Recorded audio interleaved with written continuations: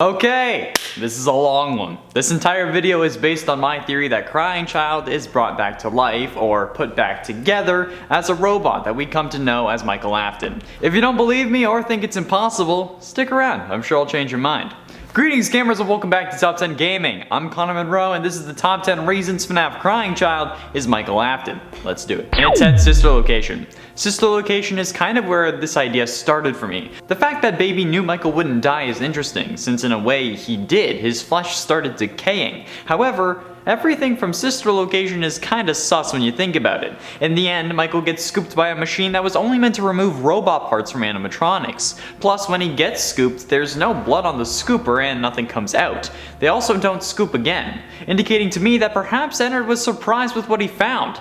Plus, we've seen Ennard. We know that he's basically a giant flying spaghetti monster without the flying part. And if Michael already had an endoskeleton, he could have just wrapped himself around that instead and just worked like normal. That would also explain the Ennard spaghetti Michael vomits in the post-credits cutscene. That pile of scrap only has one purple eye, mind you, yet after Ennard leaves, Michael can still see. How could that happen if all of his organic parts were removed? They wouldn't intentionally leave behind eyes and functioning parts if they weren't his to begin with. In at 9, Ennard. Let's talk about Ennard some more now. Not only does Ennard have more than enough eyes and some spaghetti appendages that would wrap around an endoskeleton, but his voice also changes to a more robotic voice after entering Michael. Father, it's me, Michael. Why? It's not like Ennard is the one speaking. Michael is talking to his father. My guess is that Ennard, in the process of wrapping himself around Michael's body, disrupted or hit the part of his mechanism that lets him talk. His voice box, I guess you could say. The idea that there is a specific part for this doesn't come out of nowhere. In Freddy's Parts and Service minigame in FNAF VR, you have to replace Freddy's music box. And since Afton was the one who made the animatronics, at least in the games, he would have done the same thing to the robot's son that he was making. And at 8, Secret Intel. There's also a matter of what Crying Child saw prior to his death. There is a reason for the fear of the animatronics and the stomach mouths on the nightmares. This is most likely due to Crying Child seeing a kid, and most likely Elizabeth, getting snatched by one of the animatronics. This may not be the thing that got him killed, but it certainly led to the events that caused it. If he didn't see it happen, he wouldn't have been crying in the head of the animatronic, which wouldn't have made the spring locks fail, which would have saved his life. This leads back to Michael because, well, he knows what the nightmare animatronics look like, which I'll get into later. And he even wrote something indicating what could have truly happened to the Crying Child, which I will also talk about later. Trust me, it's worth it. And it's 7, Robot Theory. The robot theory was presented in Top 10 Afton family theories. You should go check that out. However, in that theory, I propose that every Afton family member ends up becoming a robot. Mrs. Afton, or the mother, was the inspiration for Ballora. Elizabeth possesses Baby, William becomes Springtrap, and Michael becomes Ennard. However, Crying Child was the one wild card. Scott loves parallels. He loves making things like this work, and this is too good not to work. If Scott saw what he was doing, he would make it his mission to make Michael and Crying Child robots. And he did this by making Michael the animatronic version of Crying Child after he dies at the hands of Fredbear. Want more proof?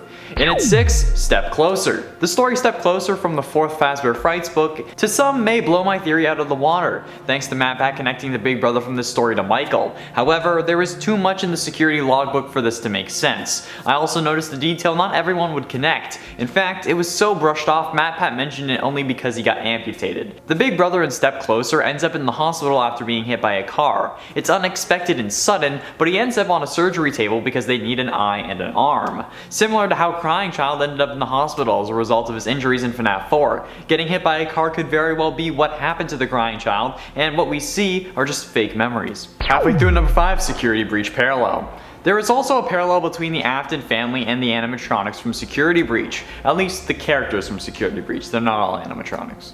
So far in the family we've seen William, Elizabeth, Crying Child, and Michael, all of which have a representation in the newest game. William is of course Vanny, since he's taken over Vanessa's mind, and they've become similar because of that. Then there's Vanessa, her parallel is Elizabeth, since they both have blonde hair and green eyes, and are more like their father than they realize, because one got possessed by William, and the other possessed an animatronic made by William and killed Henry for William. Both look similar and kill for William. Then there's Michael and the Crying Child. We're pairing them because they're one and the same, and so is the game, since their versions are Gregory, the kid we play as for Crying Child, and Glamrock Freddy for Michael. The animatronic robot. That protects us like an older brother. That we hide inside when we're in danger. Coincidence? I think not! Scott doesn't do coincidence. Gregory literally hides inside of Glamrock Freddy like how Crying Child is inside of Michael because he is a robot version of his adult self. He looks like William because he was made to look like William because he was his son, and William just figured that he'd grow up to look like him. And in Fourth Closet. The novel The Fourth Closet is the basis for this theory. It didn't start here, but this introduced the idea of people secretly being robots into the series. Since in this book, the main character is revealed to be one in a series of 4 robots designed by Henry after his daughter died so she could keep on living. She was given fake memories that Henry made with a camera, where she had a twin that was kidnapped when they were babies. Wait a minute, doesn't that sound awfully familiar? Being given fake memories about having another sibling when it was really you who suffered the tragedy, but then you were built into a robot? Why would Michael be given fake memories of killing his brother, you say? To make him feel so guilty that he didn't step foot in a Fazbear restaurant. How do we know he feels guilty? Well, for one, he obviously would since he was programmed with emotions, but also because of something he wrote in the logbook that I'll get to shortly. Getting close to the end into number 3, put you back together. The line "I will put you back together" has been debated for ages, ever since the release of FNAF 4. The line was originally believed to be spoken by William, but later on was thought to be psychic friend Fredbear. He's here, he's there. However, I still believe this to be William, who is making a promise to his son before pulling the plug. He already lost one kid to his wickedness, he won't lose another. So he takes him off life support and brings him home, uses his agony to power a new robot and implanting it with memories that will cause him to stay away from the place that did him harm, to keep him away from William's wickedness. He makes this one older and makes him think he killed his younger brother even if by accident. He names him Michael, but later on he will learn that that wasn't his true name, since at the end of Sister Location we hear Michael say, "I should be dead, but I'm not." That's not him talking about Ennard ejecting itself, that's talking about his past life as Crying Child, whatever his name ends up being. Penultimately in at number 2, Nightmare. Nightmare is the main boss of FNAF 4, some could say the main antagonist. At first we thought he was the embodiment of death, but to win the game we need to survive him. But when we win the game, we die. How would that make sense? Simple, he was never meant to be death. Ultimate Custom Night proves that with his voice lines. Lines like, "You will not be spared, you will not be saved."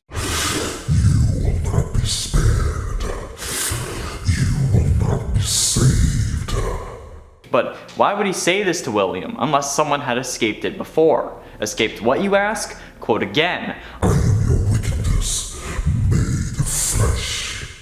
He's talking to William. We know this since Michael isn't wicked. But who would have survived William's wickedness? The one you should not have killed was killed, clearly. So who could it be?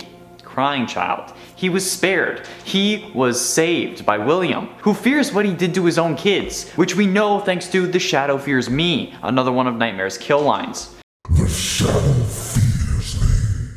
William's wickedness resulted in both of his kids getting killed, which makes him fear it happening again, hence why he gave Michael memories that would make him avoid going back there, until he learns the truth. Because of, or just before, Sister Location. Finally, in at number 1, Security Logbook. The Security Logbook is one of the most complicated pieces of lore-breaking code we have ever gotten. It revealed that Michael knew what Nightmare looked like, and that he knows about exotic butters and casual bongos, but then it proves that Michael chews too much gum, something shared with the Step Closer brother, and others feel like the book is haunted by 2 spirits, like how Michael is 2 people. All signs point to me being right, however. Let me go over them. The book starts off saying that it was previously owned by Mike. Clear connection there, but he also draws in red ink, keep this in mind. The book is possessed by a spirit working to try to get him to remember, saying things like, "Do you remember your name?" Of course I do, I wrote it. Wait, but I crossed it out. Almost like that's not my name. The spirit also asks, "Was your favorite childhood toy a purple plastic telephone?" Yes it was, but it wasn't mine, it was my brother's, wasn't it? He was also asked what he would like to win as a child. The question is specifically phrased, "If you were a child, what prizes do you want to see behind the prize counter?" And then he draws a vacation with arrows pointing to cash, a jet ski, waterboards, and fun, which could be a subtle reference to Agents of S.H.I.E.L.D., since Agent Coulson was implanted with false memories of going to Tahiti when he was dead, and resurrected with robot technology. Not only that, but there is also another arrow pointing to the page number that says "My name." indicating that he would like to win his own name. The next page references Clara from Immortal and the Restless, indicating that he watches the show, like he does in Sister Location. And the page after that asks him if he remembers his name. The page after, he draws a gravestone, which the spirit writes my name on. Why would this spirit be telling me my name is on a gravestone? I'm right here. Later on, he draws Nightmare from FNAF 4, something he wouldn't know unless he saw it, since Crying Child was in a coma when he saw these animatronics. And on page 62, he draws a Freddy Fazbear logo with blood surrounding Freddy's mouth, clearly showing he vividly remembers when he killed his brother and feels guilty, since on page 99, when asked about the excuses he would give to customers if they said my son says Freddy bit him, he would respond with, he tripped and fell on Freddy's teeth, not our fault, which is probably what William made him think he said when he found him, even though that might have been what actually happened originally. Hell, he may have gotten scooped himself and that's why he knows the stomach mouths, although that's highly unlikely.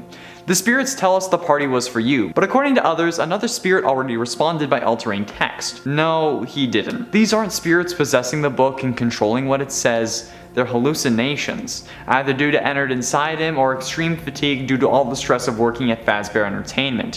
He was seeing these things because the spirit of the crying child, the pure agony that makes the robot part function, is crying for help, desperately trying to get him to remember that the party was for him and remember his name. Why else would he keep saying this after the other spirit responded? The spirit responds saying it was for me on page 89, but later on page 99 it says the party was for you. Again, it was for you.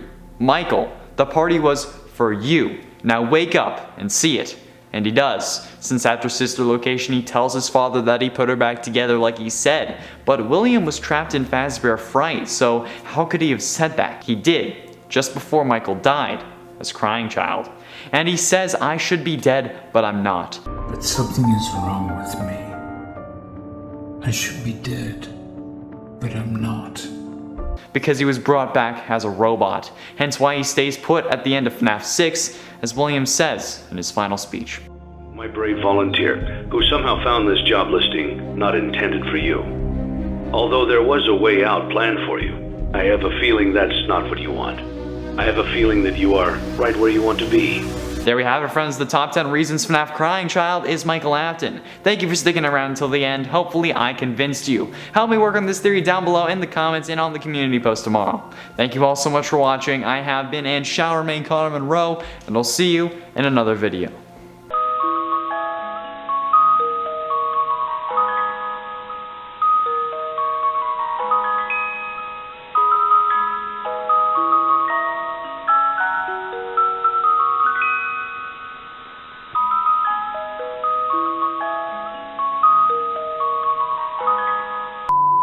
The Robot Theory was presented by me in Top 10 Afton Family Theories. You should go check it out.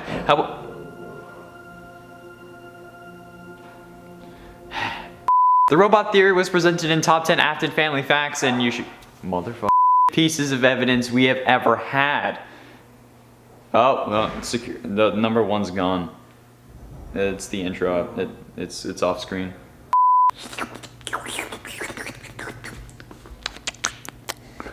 There you go, editor.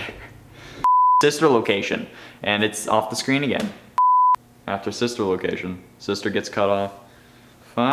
This number is so goddamn long, even the teleprompter can't handle it. It gets cut off again. Jesus Christ, I am so sorry. How? I didn't know this was a problem that was gonna keep happening. Oh my god, and it's still getting cut off. Do I need to make this a separate script?